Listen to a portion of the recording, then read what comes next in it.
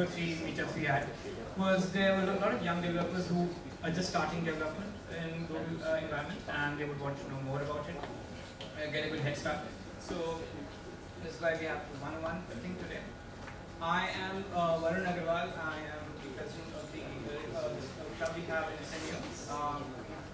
We had the pleasure of having the first club to have open in SMU across all university and tertiary colleges. So we've had two events over the last semester. They've been very good. We've got a very good response over the next semester. What we're going to do is have hackathons, we're going to have seminars, a lot of things to target all the young developers we have there and across other universities as well. So moving on to GA, we've all discussed a lot about GA today, and one thing we should know is what it doesn't do. We know it doesn't do relation databases. It has a limitation on the data structures, the size of data structures. And even what happens is when we do a lot of calls, it has certain amount of restrictions for different people in different apps about the time we have. So we have to be really efficient about that. But all of this is in line to just make Google App Engine very scalable, very fast. So what I'm going to really talk about today is the 7 APIs which support Google App Engine. And first one being the Web App Framework, which is basically Python. It follows the WSGI compatible framework. It helps, and it again reiterates the fact that Google App Engine is more of a Python development environment. One of the most important APIs we have is the users API, which is basically linking Google App Engine to Google's existing members. It allows us to authenticate them through OAuth and then use their ID to do all the work we have, store the information, and whatever we need for the app we have. Going through this simple codes, it's pretty simple. User is equal to user is going to get current user. If the user is not logged in, they'll go onto the OAuth and log in again. One thing which is very good is you can easily differentiate between the confidential and the non-confidential documents or web pages we have by simply changing the app.yml.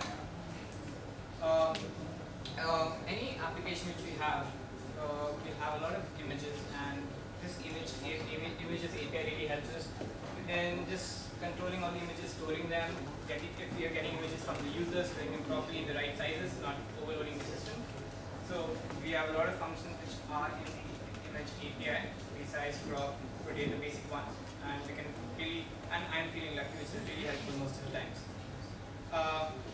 An example of the code, if you put it into Python, is very simple. You get the photo and just do all the manipulation, whatever you want for that, and put it in a blog for usage.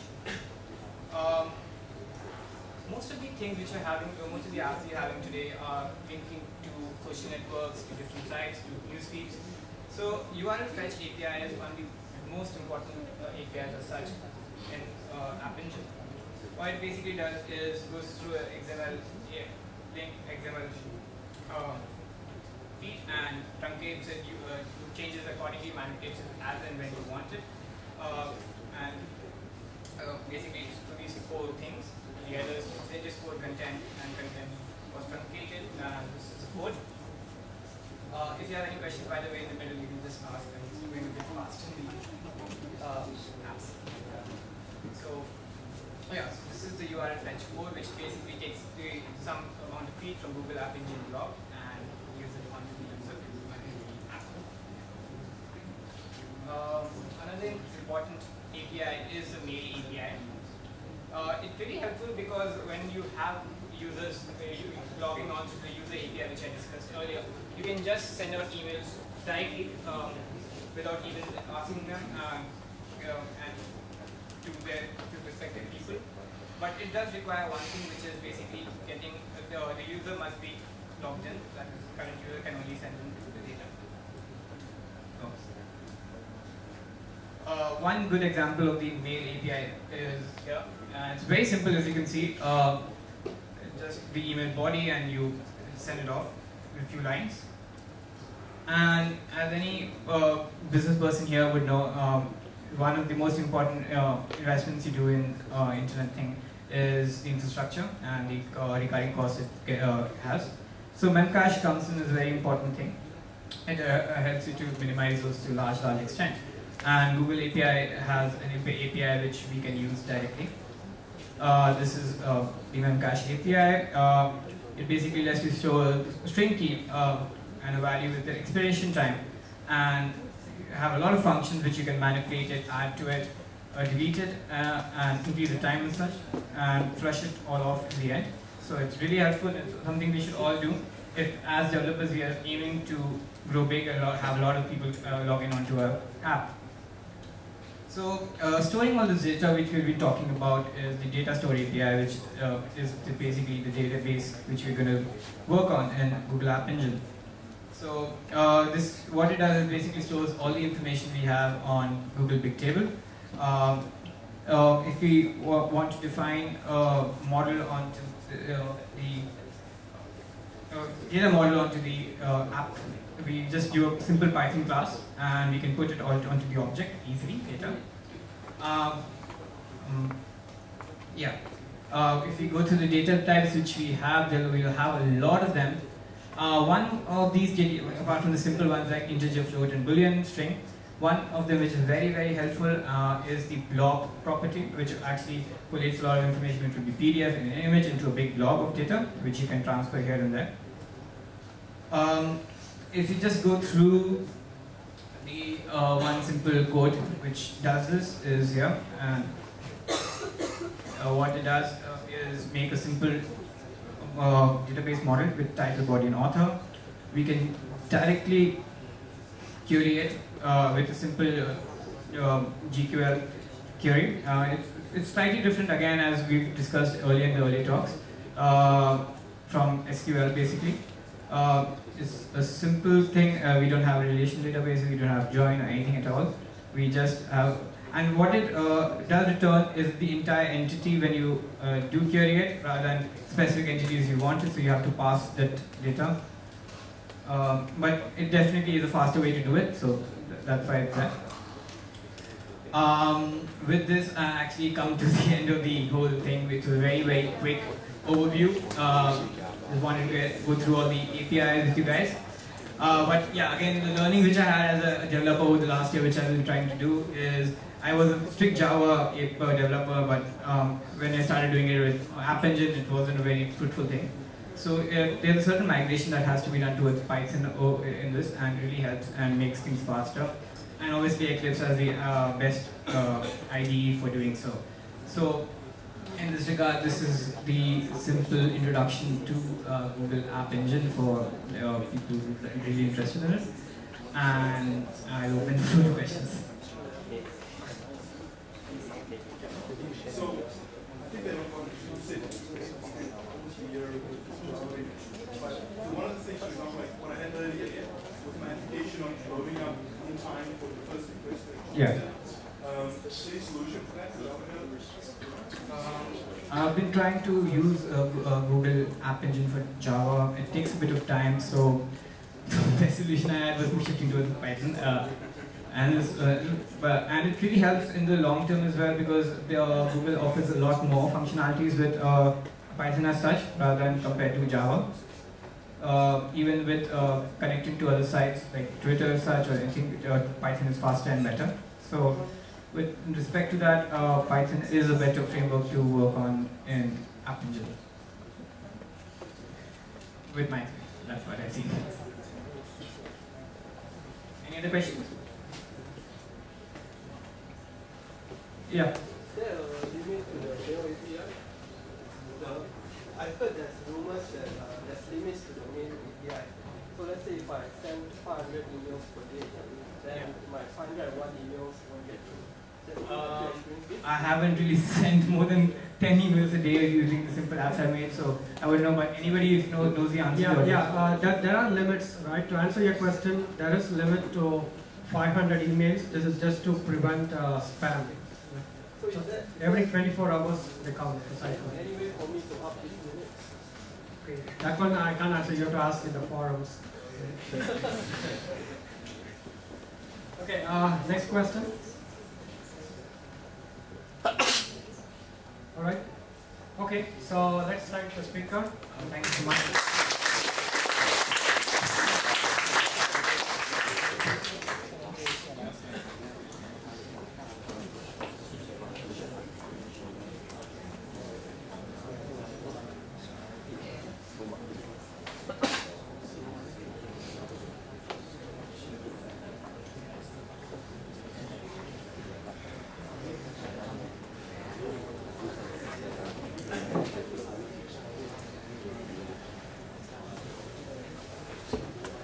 So we have come to the closing remarks section of this meetup. Right? So I just have a few things to announce, and then we have a lucky draw, and of course the token of appreciation for the speakers. First thing, that we have set up a feedback form. The feedback form is in this URL. This is one of the reasons why we requested members come with their laptops. Kindly go back and give us feedback on the sessions, what you attended today. The URL is just tinyurl.com/sg-gtech-feedback4. So we really value your feedback. So basically, GTUG, as many people would not have known, we are not from Google, in the sense that all the core management team, all the members of the core management team do not work at Google. We are working in local companies here, and we use Google technologies, we are ambassadors, and we go about talk about it. This is a grassroots effort. We welcome more participation in our team. This is not a closed team, this is not a closed Facebook group, so it's actually an open one. So we appreciate any kind of time you can spend. So these are some of the things what you can do by being a volunteer at SG-GTech. So first thing, if there are avid bloggers among you who would like to blog about Google technologies, we don't have to always carry Google flag. We can say things like what we don't like about Google technology also. We are very open in that. Initially, this is we are going towards a unmoderated blogging system, whereby once you have some kind of a credit, after that it's very open. So if you like to blog about here, about Google technologies, or using Google technologies, other technologies, please do contact us. We have a forums at SG-GTech. You can become a forums moderator.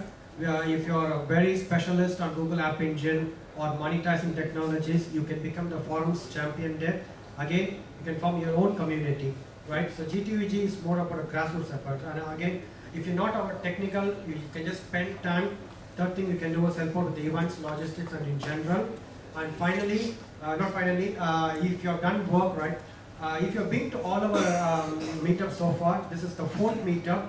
We do not typically do tutorial kind of thing, right? We do not say here is a lecture and let's go through a lecture, or even a podcast or video cast. We bring local companies, local developers who are in Singapore, who have used Google technologies, so that they can come by and demonstrate. You can see from the variety of the people who have talked at our 4 meetups that they are from startups, they are from big companies, they are students like Varun, and so we are very open. The stage here is open to anyone who has worked with any Google technologies. So how we do is that every meetup we are coming up with a theme. This theme is Google App Engine. So you can see that JD used Google App Engine as a backend to work with mobile applications. So he did have components on Android, on iPhone platform, right? And used Google App Engine on the back. Whereas Sandra used especially Google App Engine with a web browser to do things. So it need not be an exclusive event. So we are having each meetup is a theme, so that we specialize on certain things. We bring speakers, we bring people who have worked on these kind of technologies, right? So the next meetup is going to be Google monetizing technologies. I'm just going to talk about that in a while. And you can see that we found the first sub-club in the Singapore Management University. It is actually a student club. And today we see a large participation from Dunman High School. And then we are already talking with another polytechnic in Poly in Singapore. So this is about creating sub-clubs under GTUG or under Singapore GTUG, to be very specific, so that there can be many local events or tutorial style presentations, things like that. So if you're a lecturer, if you're a professor, teacher, or if you just want to be a community champion and form a sub-club for a locality-based thing, yes, please do approach us for any of these things. You can just email us at contact@SG-GTech. And finally, today I am the meetup chair, or we call the position is called a program chair. This program chair is also not restricted only to the Exco members. This is also open to anyone in among you, any of your friends. All you have to do is get together 3 speakers who can talk about a theme, right? So we will publish the themes. We have a set of 12 themes. So if you can bring together 3 speakers to talk about related themes. For example, in monetizing technologies, you would very soon know that there is nothing called monetizing technology in Google. We just came up with a term. So basically it comprises of AdWords, AdSense, Google Analytics, Google Checkout, and Google InStream Labs, right? InStream Labs. So we have, in fact, the Singapore G2UG proposed to the G2UG's mothership in, we call the mothership, in Silicon Valley. We classified all the 67 APIs available under Google brand. So many of you would not know that there are so many technologies, so many APIs. These APIs are not by individual APIs, they are the cluster. For example, Google App Engine is just counted as one. So there is 67, I think now they have 68. We have classified, we proposed from Singapore that look, we can classify this, and it has been into 12 themes, and it has been welcomed by many G2UG chapters around the world. So we do take initiatives into proposing not only to be things done in Singapore, but also on a world scale, right? So that's what I said, you can become a Become Chair, organize an entire event. But this is not restricted in that it is only we and you. It's all just about us, what we can do with the fantastic Google technologies, most of them available for free, at least at the basic tier. Okay, so the next meetup we are planning to be on June 5th. June 5th is also Saturday at 1 p.m. That will be the 5th meetup we'll be doing in less than 1 year. As you know that the first meetup for the Singapore G2UG happened on the last Saturday of August 2009. As I said, this is the Google Monetizing Technologies. The URL is not active, so don't go there now, but we'll publish this the slides here. We'll publish more information there. It comprises of, as I just mentioned, AdWords, AdSense. So as you can see, you don't have to be a technical person. If you are effectively used AdWords and AdSense to promote your business, or if you linked up with Google Analytics, and if you're using Google Checkout, right, you can be a speaker. Or if you know of some of your friends who have done this, yes, please do let them know that they can talk to us. So this meetup, we have a program chair. So the program chair is Ms. Lavani. She's also our treasurer in Singapore G2UG. So you can talk to her also after the meetup. So as you can see, every meetup is a different program chair. So next meetup, she'll be the person holding the mic. So June 5th is a tentative date because we have 2 major events going around there. One is of course, Ecleon 2010. Then we have the PyCon. So you'll see the availability of the speakers and so on. So the tentative date is going to be June 5th. Now there is another conference coming up very soon, which is actually 2 days from now, I think, June 20th. RA Action. RA is Rich Interface Applications 2010. So we are going to be, they are covering about Microsoft Silverlight, Adobe Flex Air, Ajax, Web API platform, and Google APIs. So it's going to be happening at Microsoft Auditorium at 1 Marina Boulevard. The reason we are putting it in this slide is we are going to be presenting, we are one of the speakers, and again, Lavani is going to be talking about Singapore G2UG and its activities and few other information. So if you're free on April 20th, I'm not sure whether the registration is still open or it's closed. If it's closed, we can definitely get you in because we know the organizer quite well. Organizer is not Microsoft, it is one of our friends. Okay, so we are going to, this is our first meetup for 2010. We are going to launch the first community event. This is the SDG Tech logo contest. Now you would have seen from our logo that we have been using what we call version 1 of our logo for the last almost say 8 months or 9 months. Now we want to design version 2.0 of the logo. But we don't want to design the logo ourselves, but we want to invite the community to design the logo for us, logo for all of us. So you can go to our website today, you can see the version 1.0. So there are a bit of rules and regulations. For example, the EXCO members cannot be participants and things like that. I guess that's the auto switcher. So if you are interested, you don't have to be an artist designer, right? We just need certain elements of Singapore to be in the logo, and you can help us to design. So if you like, it's going to be a contest. If you like to participate in the contest, please do send us an email to logo-contest@sdgtech.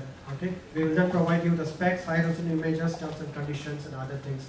We are looking forward to see many people compete. Is open from a primary school or high school all the way up to companies. There is no bar. It is just designing the new logo, and hopefully we can get the logo in place by June or July, within the first 1 year of running the GTUG.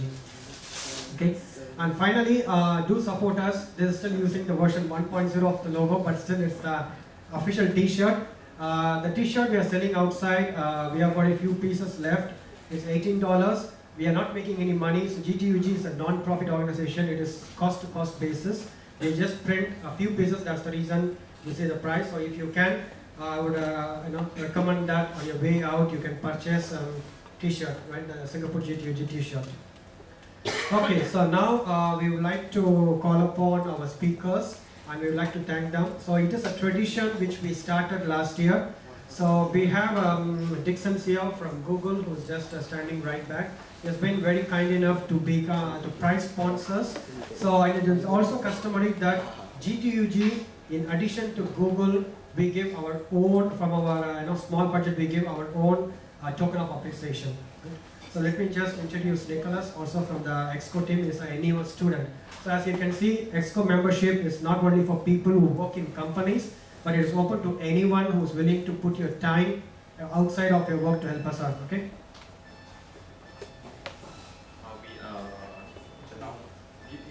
Announcing, giving the token of appreciation to the speakers now. Okay, so I would like to invite Junta Ong, token number 1.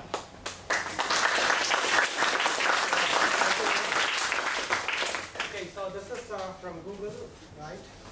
And this particular thing, we have a tradition of giving wine bottles. We just want to show you. So,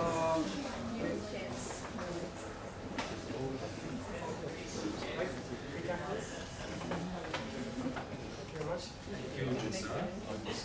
The next speaker will be Stephen February.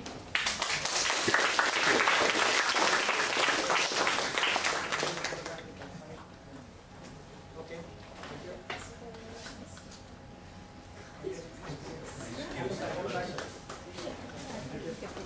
The third speaker will be Sandra.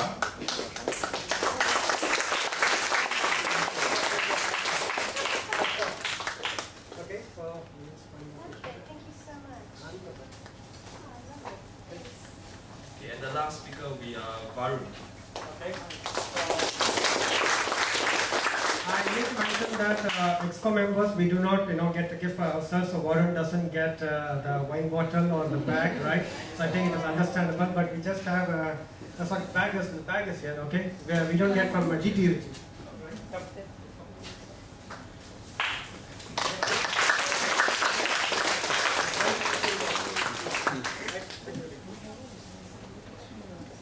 Okay, next will be Johan. Johan.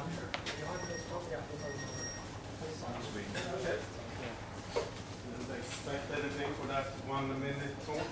Anyways. Okay, so Okay. there's a small cup. Okay, thank you. All right, thank you. Okay, the next will be Sina. All right. Thank you. Thank you. Okay.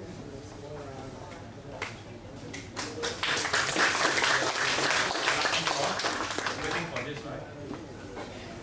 Okay, so Google became, Google was, Google is very generous all the time. They do not charge you for the software, unlike some company in Redmond, and then give you free gifts. Most of the Google technologies are free, right? Gmail is free, Google API is free. We know that there is a limit of 500 emails and things like that, but still that 500 emails is free, right?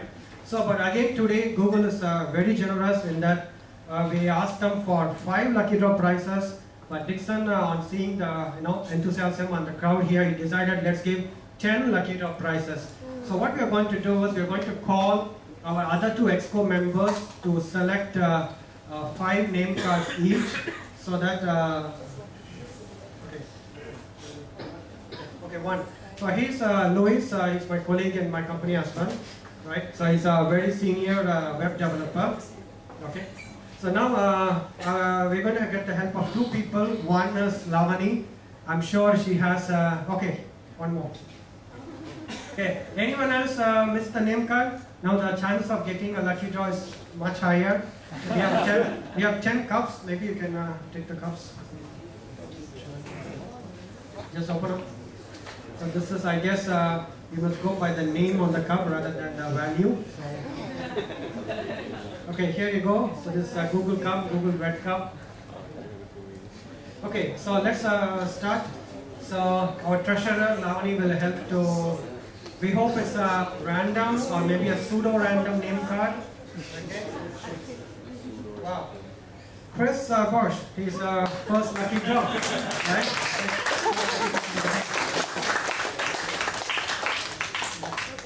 Okay, number 1, number 2. Wow, Sandra. Okay, but anyway, we are honest, like it's her card, so she decided to pass. Thank you. Chua Yupeng, 8302, mobile number. Are you here? Okay.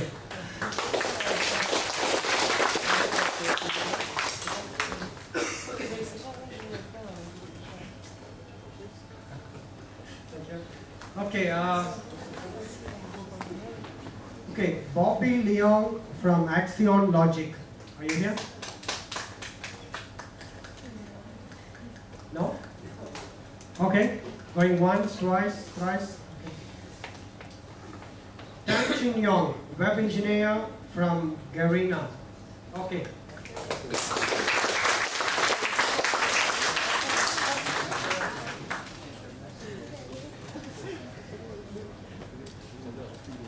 Geraldine Ong, the mobile number is 94. Yes. I'm just doing the free service of, telling out the mobile number, so it's much easier.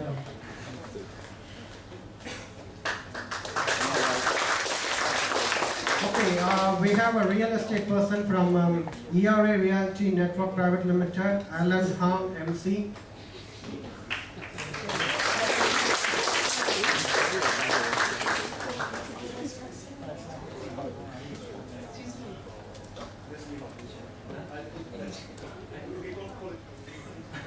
Okay, so we have Glendion Plan GS. Is you? Yeah, it's me. I took the third party, Gwendolyn Tanya. Okay, so, but she's not here, right? She's not here. You're proxying the card, okay? Okay. Okay, Alvin S.J. Neng.